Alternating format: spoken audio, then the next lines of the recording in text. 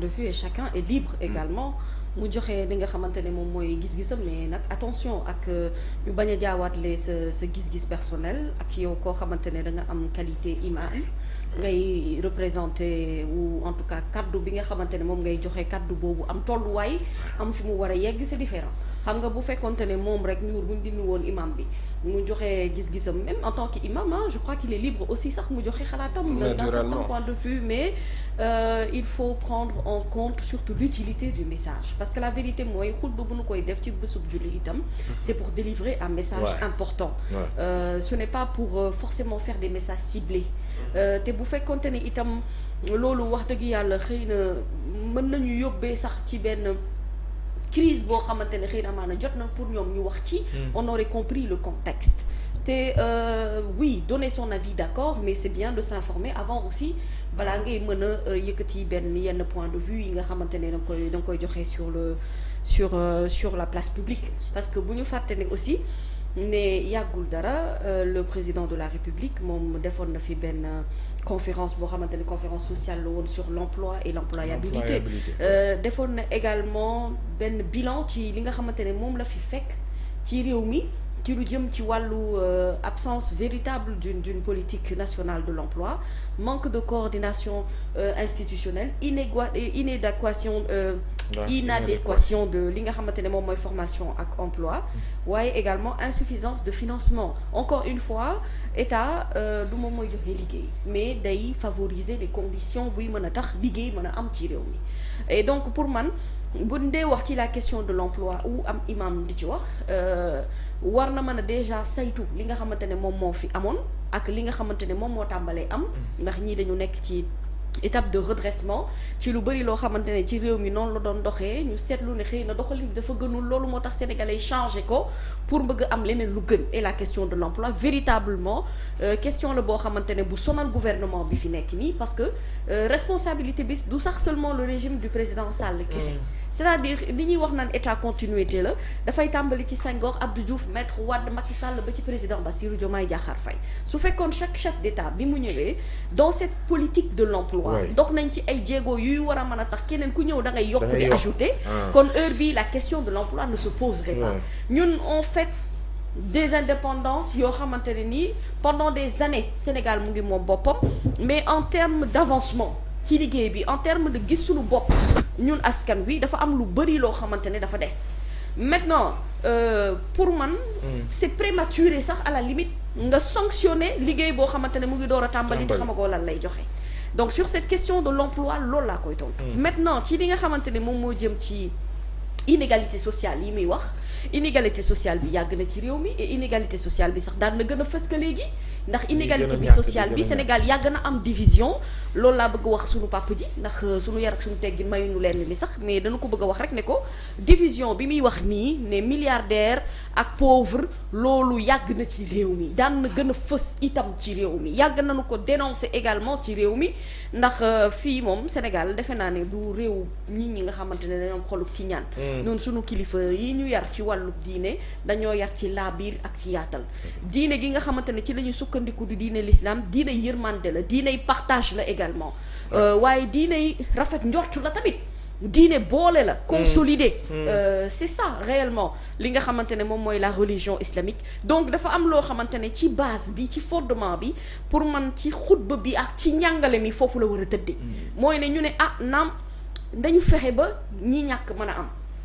nanu fexe ba ñi nga xamante ne dañoo nekk ci ay tolof-tolof, nekk ci ay jafe-jafe, ñooñu ñu jéem a teg loo xamante ne dina leen permettre fii ak diir ñu mën cee génn, wala ñu commencer gis seen bopp bu baax. Mais nag mënuñu jël défense su ñi nga xamante ne dañ leen a tëj, ñu jàpp ne ñooñu ce sont eux les vecteurs de l'emploi. Si tel était le cas, yoon du teg ci ñoom loxo. Je crois que li ñu seetlu boobu ba tey ci ay arrestations yu fi am, ma bëgg mu leer, c'est des anciens ministres yoo xamante ne dañ leen dénkoon ay ministères ci réew mi, c'est des personnes yoo xamante ne dañu leen joxoon ay sociétés ñu war ko gérer,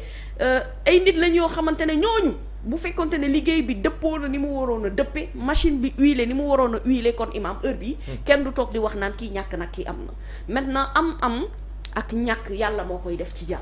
Li ñuy ñaan mooy maanaam boo dee am nga am ci njub, boo dee ñàkkit nga ñàkkit ci jur su ko defee ñun ñëpp ñu dellu kon ca yàlla ñu comprendre ne itam lu waay am ci àdduna nit yéene na la ko waaye na fekk mu doon lu lew ndax yàlla suñu borom danaan la booy jox sa njaboot sax fexeel ba boo koy jox ko nga jox ko lu lew loo xamante ne moo ko liggéey ñàkk ko à la sueur de son front il y a des gens qui travaillent ici sueur de son front boobu am ci te amuñu lu mérito te kenn du ne duñu ay jàmbaar kenn du ne duñu ay liggéeykat am ñoo xam ne dañuy toog croiser seen i tànk croiser seen i bras di naan seen i café di lekk milliards réew mi te justifié wuñu ko kon liñ leen di reprocher duñ ne sax ñoo jël ndax ak justice waxagul ne ñoo jël mais dañu ne ci li ñu ko war a yore yorin bi dafa des ci li ñu ko war a justification yi nekku fi kon nag am na loo xamante ne nii lu ne fàng la kenn du ko jeex te dëgg itam yàlla moo ko moom kon bu ñu dee délivrer message dëgg na doon loo xamante ne lu dëppoo ak li nekk di am la oui mais bu dëppoo li nekk di am bokk na ci aussi li nga xamante ne moom la ñuy dund ci plateau yi wax nañu ci règlement de compte yi waxante yu ñaaw yi uñante sutura bokk na ci ñi prêché yu ñëw ci pàcc boobu te souvent ñun en tant que presse wala boobu média dañ ci am rôle bu central ci ñun la ñuy jaaree di génnee yooyu d'ailleurs maa ngi koy boole ak convocation bu Moustapha Diakhaté ba fii ak ñuy xam lan lay jur waaye li wér te wóor jàpp na ni ci ay sortem xëy na parce que bi ñu ko woowee dañ ko ni ci li mu wax lenn ci li mu wax la ba keroog ñuy xam lan la oui yooyu aussi suñu déggee suñu kilifa yi ñuy artu ci wàllu woowu lu nu war a dégg la jëfe ko mais bien entendu parce que espace social aussi dafa war a sain espace public dafa war a sain te ñun tamit suñu rôle bi ñu am en tant que journaliste mooy ne bu ñuy servir ñu servir une information qualitative boo xamante ne nit dina si mën a jële njëriñ ñun on est trop maintenant la presse on est plus dans le sensationnel on est plus ci recherche buzz bi te boo dee wër buzz ak sensationnel tu risques de passer à côté de l'information bi nga xamante ne moom lañ la yittewoo mais la vérité est que aussi ñi koy consommer loolu la ñu bëgg Sénégalais léegi loolu la ñu bëgg ils veulent le sensationnel ils veulent le buzz ça ne veut pas forcément dire que c'est la bonne information on doit pouvoir se battre pour assainir li nga xamante ne moom mooy le secteur et se reconcentrer sur les informations parce que li bon ak sensationnel ak buzz mooy ne day étouffer li nga xamante ne moom la nit ñi war a xam en termes d'information maintenant nag dafa am loo xamante ne itam Pape il faut ñu xam ko gis nga ku dee ca marché ba yaa tàggee sa bopp journaliste bi lañ invité kooku am na responsabilité waaye yow miy toog di wax tu es responsable de tes propres propos mooy ne li ngay wax yow la engagé si j'en viens ci kaw Moustapha Diakhaté ancien parlementaire condamné woon nañ ko yàggul dara le jeudi 28 novembre je crois 2024 2 mois de prison parce que dafa amoon ay propos yoo xamante ne moom daf ko teniroon nit ñi jàpp ne c'est des propos injurieux à l'endroit d'une catégorie de la population nga génn kaso yow nga tàmbaliwaat li nga xamante ne moom nga daan def avant donc on se demande ndax finalement yow tu as retenu la leçon par rapport ak li nga xamante ne moom nga def ci société bi yoon jàpp ne dëppoowul ak yoon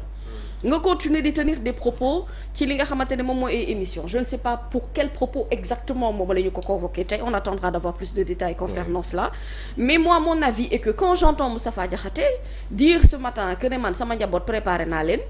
que su ma noppi woon kenn du ma convoqué mais man maa décidé yëkkati sama baat di wax te Moustapha Diakhaté moom ci boppam information convocation bi moom moo ko joxe et je lis sur Presse Afrique qu'il écrit 1000 convocations 1000 gardes à vue 1000 retours de parquet 1000 mandats de dépôt 1000 condamnations ne m'empêcheront pas de prendre ma part du combat contre le pouvoir fasciste. Il dit l'heure est à la mobilisation le combat contre la dictature sonquiste nécessite des femmes et des hommes qui prennent leurs responsabilités pour elles, pour eux et pour le peuple sénégalais. Kooku, il est engagé dans ce qu'il fait. Il sait ce qu'il fait. Il a pris la responsabilité de ce qu'il fait. Quand il dit maa ngi dem mais bu ñu ma tëjee kaso yaa ngi dem ku lox dañ lay tëj yow koy demal wuyu yoon rek dañ la woo mën nañ la woo déglu la bàyyi la nga ñibbi. La finalité peut ne pas forcément être la prison après attention nag bu ñu ko woowee ci yenn propos ça risque d'être un récidiviste par rapport ak loo xamante ne defoon nga ko ba noppi ñu atte la ci tëj la ci génnee la nga delluwaat am engagement c'est-à-dire Moustapha Diakhaté est libre bu ko neexee mu contre gouvernement bu ko neex tu sais être contre ne veut pas forcément dire que on doit tenir des propos irrévérencieux par rapport ak ñi nga xamante ne ñoom nga ko si xel et la vérité est que le président nu mu tudd Bassirou Diomaye Diakhar Faye l'a dit le premier ministre Ousmane Sonko l'a dit aussi à l'Assemblée nationale am na lu bëri loo xamante ne da daan jàll dootuñu ko permettre kenn muy jàll ci dëkk bi te Pape Ousmane il faut ñu xam ne waroo gis-gis ak ñàkk ba ko bañ a bokk gis-gis warul mën a justifier soit ñàkk yar soit manque de respect soit manque de tenue par rapport ak ñi nga xamante ne l'adversité doit pouvoir se faire dans l'élégance la plus totale et dans li nga xamante ne moom mooy idées yi nga xamante ne moom ngay indi maanaam yow d'accord parce que d'accord pour tel li may proposer xëy amaana mooy tel un débat constructif lu nit war a mën a jëlee xam-xam léegi nag société bii nga xamante ne ci la ñu nekk di defar il faut que les Sénégalais comprennent une chose combat bi ñu war a njëkk gagner c'est un combat de mindset c'est un combat de mentalité c'est une façon de penser et une façon de pouvoir ñu joxe suñu pensée lii nekk ci suñu xel ñu mën koo génne ci suñu gémmiñ kaddu yi mu doon kaddu yu rafet donte yow na ngaa contre sax du tax wax dëgg yàlla que tu sois l'épée ou la cible à attaquer par tout le monde te Pape Ousmane ñun suñu société dafa am nu ñuy yaree ci jox cër ci orma seetlul